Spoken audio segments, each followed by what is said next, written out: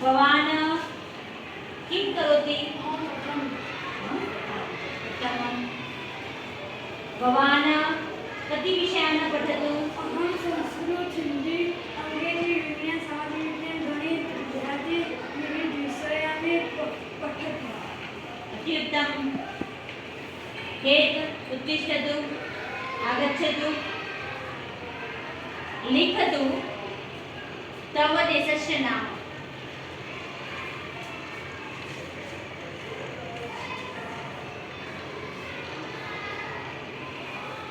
अति उत्तम।